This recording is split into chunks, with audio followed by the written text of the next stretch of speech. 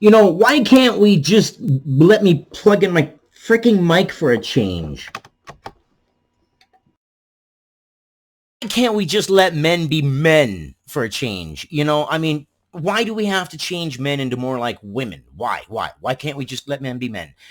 Do you feel like crying or no? I don't. Just let me be me. How about you just back off and let me be me for who I am? Isn't that good enough? Right? South Korean men lead the world's male beauty market. Will the West ever follow suit? God, I hope not. I really hope not, because that is not what I envision I would want to look like. No, no, no, thank you. No, thank you. I'm a guy. Let me be a guy, and let that be good enough for you. South Korean men have long embraced beauty products deemed unmarketable to their Western counterparts. Perhaps that's because we're men. Maybe that's just the way it is.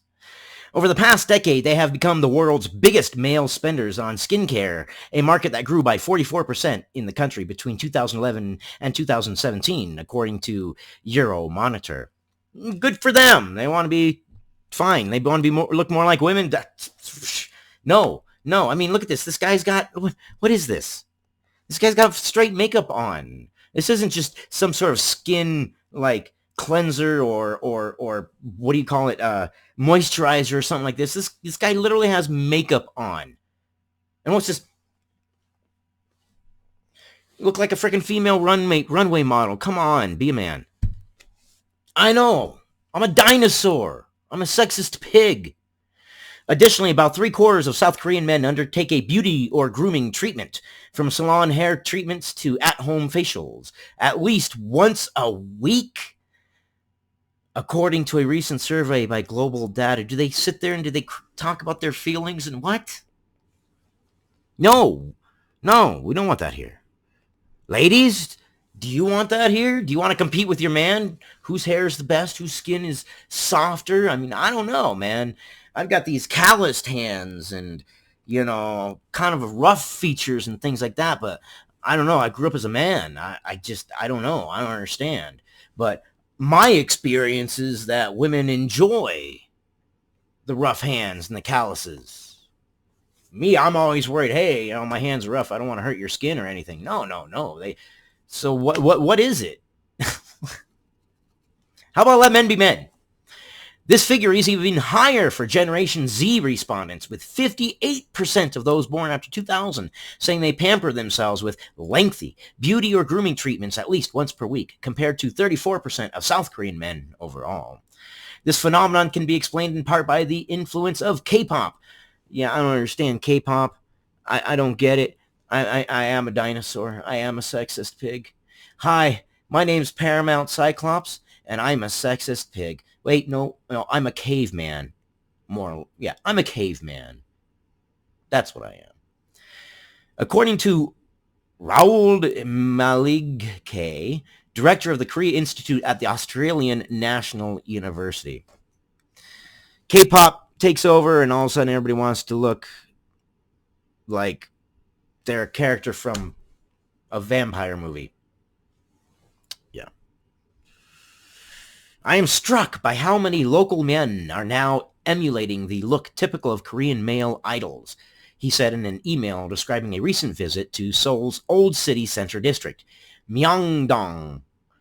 Myeongdong. I saw many men in sharply cut outfits with perfectly groomed, dyed hair and double eyelids as a result of cosmetic surgery. And I even noticed a few men wearing some light makeup. No. No, thank you. No, thank you. I couldn't imagine it. All right, Paramount, what you doing? Oh, I'm getting ready for work.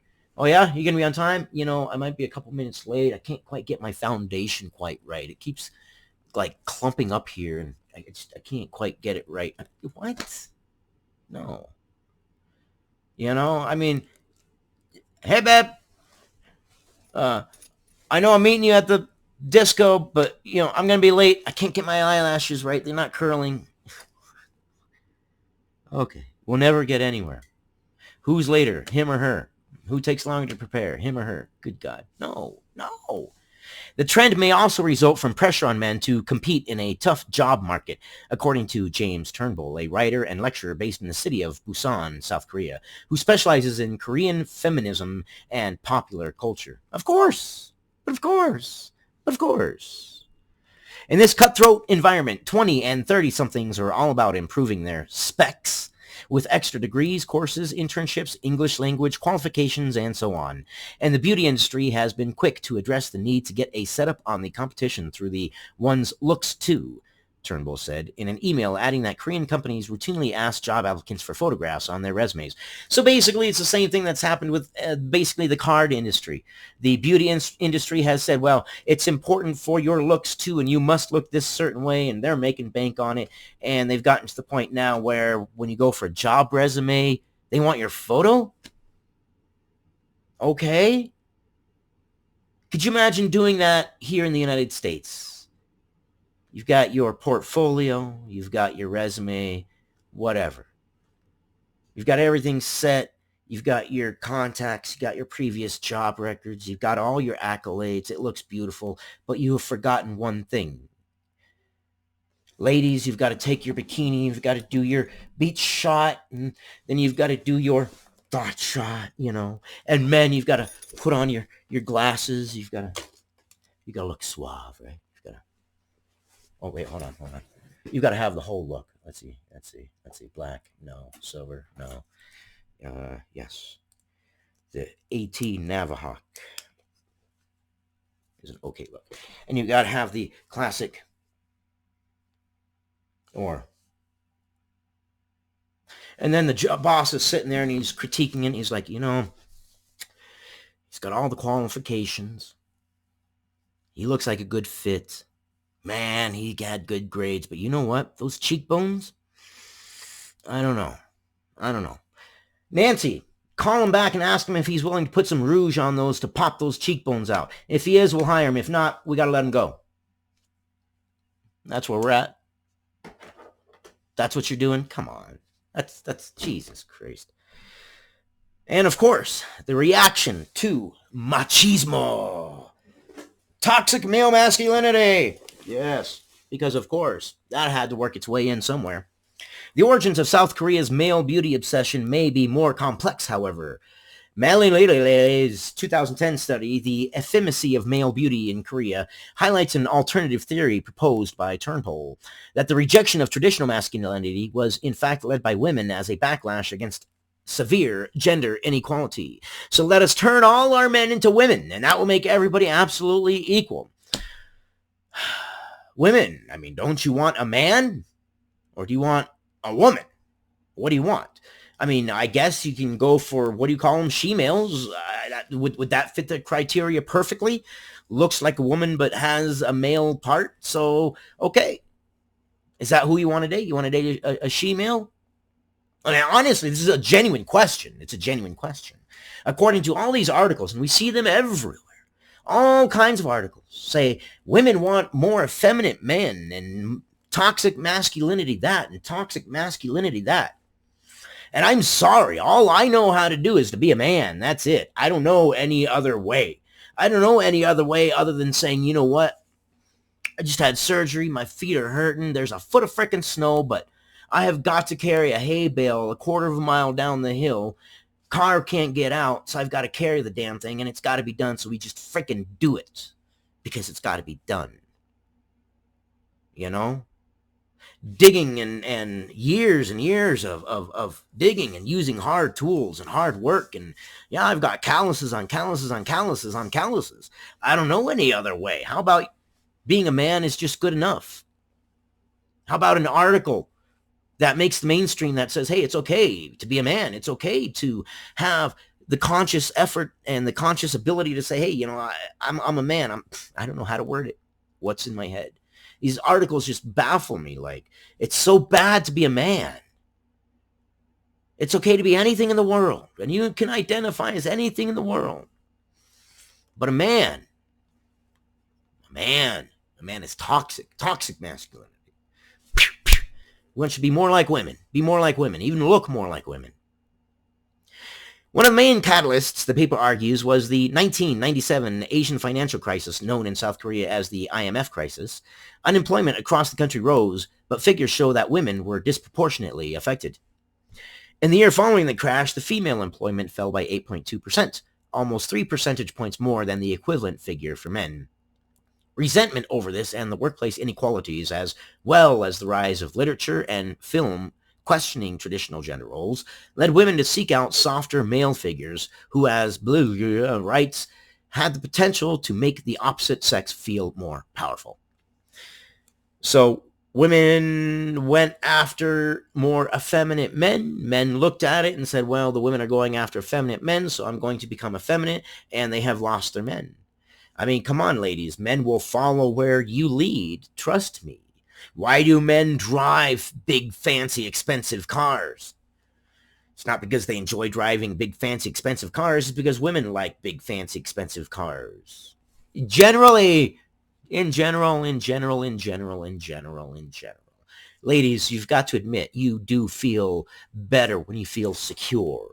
Secure in yourself, secure in your relationship, and secure financially. No matter how much these articles want to tout to everybody that you just want to have a woman as a man, as your husband, as your mate, as your boyfriend, as your whatever. The reality of it is, when you dig down deep inside, study after study has proven me correct. You don't want to date a woman. You don't want to be married to a woman. You want a man that can make decisions and get things done and lead the boat, because that's just biology. It's the way it has been for thousands of years, and you can't expect a couple hundred years for that inbred in our DNA to go away. And that's fine. That's perfect. There's nothing wrong with that. And if you want to go after an effeminate man, there's nothing wrong with that. But how about stop attacking men and trying to force men to be effeminate, you know? Because 10, 15 years down the road, I guarantee you these women are going to say, where are all the men at? Where are all the men? I'm surrounded by men, but there's no men here. You think I'm lying? It happens. History's shown us that. Look, I can't tell. You know, why? Why is it not okay to just be a man? You can't even look like a man. But men may have been complicit in this shift, suggested. Today's male students, after all, are less likely to find much appeal in the macho type that for decades dominated in popular entertainment, he wrote in the paper. Those tough men usually had no chance of going to university and or of leading normal, quiet lives. Instead, they were forced to show their grit as soldiers, gangsters, or policemen, often sorting out differences through violent means while appearing fragile only in their inability to express their feelings in words. Well, how about portray men as men truly are?